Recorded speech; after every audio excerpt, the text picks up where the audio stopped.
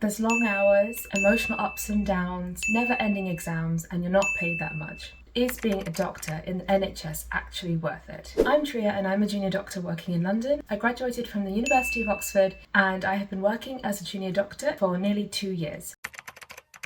So I'm going to start by talking about some pros and then I'll talk about the cons. So the first pro I want to talk about is that being a doctor is actually very fulfilling. And I know it does sound like a cliche, but actually getting the opportunity to help patients and make a difference to people's lives actually does feel very good. It feels fulfilling and it gives you a sense of purpose and direction in your life. And I think that this is one of the really nice things that being a doctor brings, because it's a privilege to be able to help someone and be able to talk to a patient so openly and being able to be let into their lives and have them tell you about really personal and important things, and actually being able to then make some kind of difference, hopefully, even if you can't cure them, for example, is really nice. And even when I've had a really stressful day at work and there's loads of problems, I always feel nice when I have had good positive interactions with patients. Now, it's obviously not all great because sometimes you have altercations with patients, sometimes you have to break bad news, but generally you feel like you've actually made some sort of impact on their life, and that's one of the things that makes it worth it.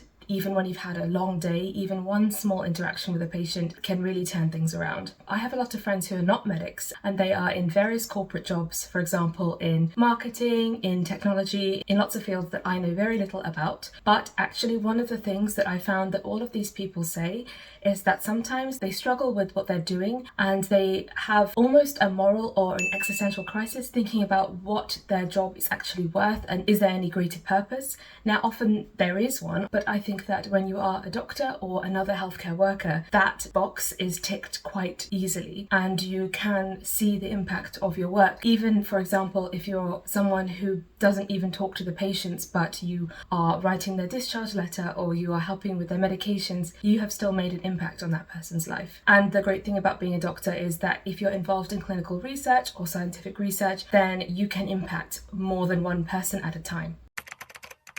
Okay, so the second pro that I want to talk about is one that's really important to me and many people definitely, is job security. When I was in school around 16 or 17 and thinking about what I wanted to do when I grew up, one of the big things that attracted me towards medicine was that people always need doctors, and that in terms of job security, it's a really good bet to have a job that you can do in many countries and that will always exist. Another thing is that specifically within the NHS, there is a very clear pathway when it comes to career progression. So after you've completed medical school, you start out by being a foundation doctor and then you go into core training and specialty training and you end up being a consultant or a GP. Now, I've talked more about this in another video, but essentially there's a laid out path that you can take and you don't have to take this path, but it's there for you if you want it. Now, I found this really reassuring as a teenager, thinking that I have an idea of what my life is going to look like for the next 5 or 10 years. Whereas, let's say you studied a different subject, for example, English, where there isn't a clear set career path for people who graduate with English degrees. There's just so many more possibilities, and for me that was really scary to comprehend, and I really like the fact that there was a path that I could be following that's already set out for me. I mean, now that I am on this pathway, I do see the benefit in being able to do whatever you want and not have to follow a specific career path. But the beauty of having a medical degree is that it does open up other doors, and you don't just have to be a clinical doctor working in the NHS. You can go into any other field. For example, very commonly lots of people go into,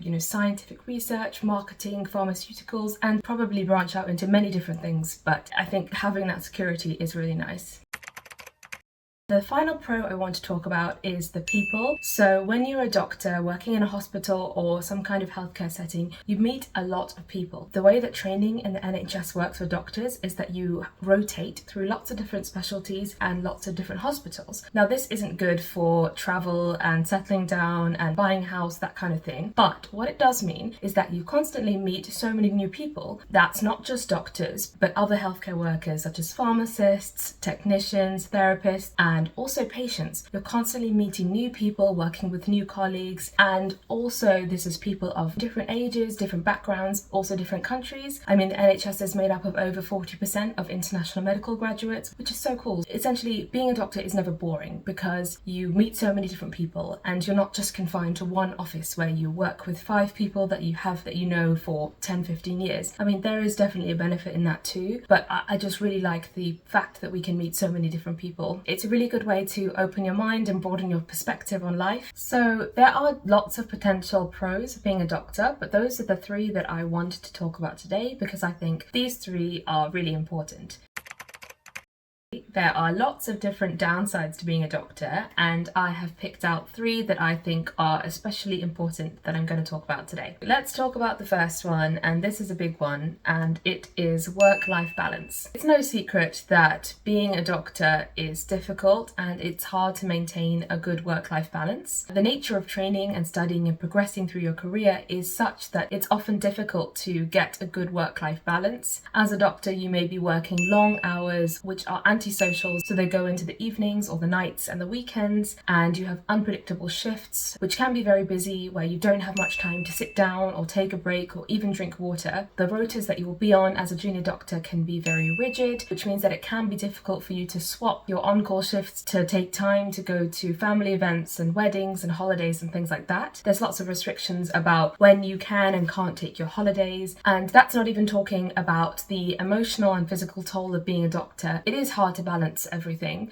So not only do you have to make sure you do a good job and keep your patients safe, but you have to think about your own career progression and your own training. I know a lot of other jobs are very hard and stressful as well, but it's just something that you have to take into consideration if you're thinking about being a doctor, and you have to think about whether it's worth it for you. I have found that it's very difficult to maintain regular social activities or regular activities outside of work when you have such an unpredictable on-call schedule. For example, let's say you have a weekly dance class on a Tuesday evening. You may not be able to make that if you have random on-call patterns. There's also some restrictions about when you can and can't take annual leave, because there's always a minimum number of staff that has to be on the ward or in the department that you're working at for it to be safe. So it's not always guaranteed that you'll get holidays off, for example Christmas and bank holidays. So I've been working as a junior doctor for 2 Christmases, and I have been scheduled to work on both Christmases 2 years in a row, and that's just how it is, and there's nothing I can do to change it because people generally don't want to swap important holidays. Now obviously, you know, we're not the only career that works like this, but it's just something that you really have to take into consideration. And I think this starts in medical school because it's so difficult to get into medical school and it's so competitive. And then when you're in med school itself, there's lots of exams and lots of hoops that you have to jump through. And now this doesn't end once you've graduated because there's postgraduate exams and lots of other things you have to do to be able to progress. So if you're not careful, then it's really easy to get very overwhelmed by work and by academics and not have a good life. You have to make a really conscious effort to prioritize your own free time and to prioritize your personal life on top of work. Now it is definitely doable, and I think nowadays more junior doctors are realizing the importance of this and are being more strict about not taking work home with them, trying not to stay late if it's not necessary, for example if it's not a clinical emergency, and improving their life from this point of view.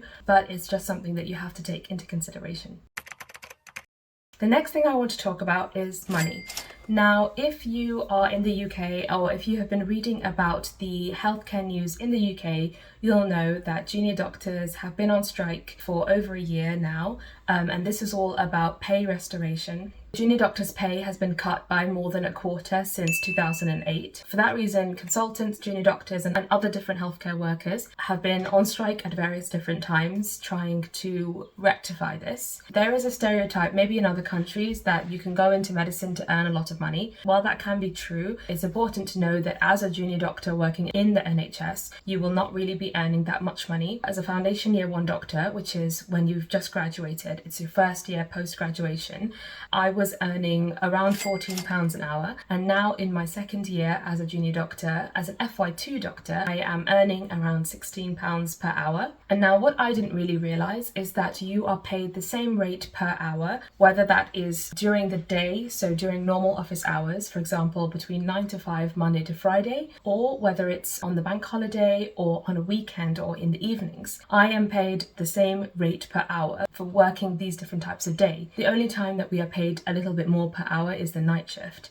Now, I don't know if this is fair or not, because I have colleagues who, when they work Christmas Day or bank holidays or the weekends, they get paid overtime. There is definitely the potential for increasing your earning significantly when you progress up the ladder and when you get to consultant level and you can develop things like a private practice. But for the first several years, when you are a junior doctor maybe in your mid-20s to 30s, you may not be earning that much money, and especially for having completed several years of undergraduate training and postgraduate training, you have to think about whether that is worth it. Another thing that is important to mention is that there are mandatory compulsory exams that you have to pass in order to become a specialist, and these exams can be £500 to over £1,000. These are all exams that you have to pay for yourself. From that point of view, there are a lot of hidden costs. So I know people who work at big tech companies and they have a lot of perks as well. For example, they may have travel paid for them or breakfast, lunch and dinner paid for them. They may get company iPads and laptops and things that they can just keep for themselves. It's important to know that you get none of that in the NHS. The NHS is overstretched and underfunded as it is. There's just nothing like that for people who work in the NHS. And it can feel like quite a blow when you're talking to people who work in other industries who get these perks. But this is why you have to refer back to the pros that I was talking about to think about whether it is really worth it or not. So the final thing I want to talk about is the emotional toll of being a doctor and working in a healthcare setting. Being a doctor and working in healthcare can be emotionally draining. You may see patients who are dying in front of you. You may be the person to bring bad news to them or to tell them that their cancer has come back. You may be the person who has to let a family member know that their loved one has passed away. It's definitely not easy, and the challenges can be so variable from day to day. You just can walk into the job and not really know what is going to happen. From that point of view, you have to develop skills to protect yourself and to not take on the emotional burden of every single thing that you see and do, because otherwise you won't be able to cope as a doctor or in a healthcare setting. So one of those buzzwords that is thrown around a lot is emotional resilience, and I actually think that this is really important, and it's a skill that you are definitely forced to develop as you are a doctor in order to cope. But if you have it before you start, then you are setting yourself up for success. Like, for example, I've only been working as a doctor for less than 2 years, but I've already seen people pass away right in front of me. You know, it doesn't get easier, but you have to learn how to cope with these things.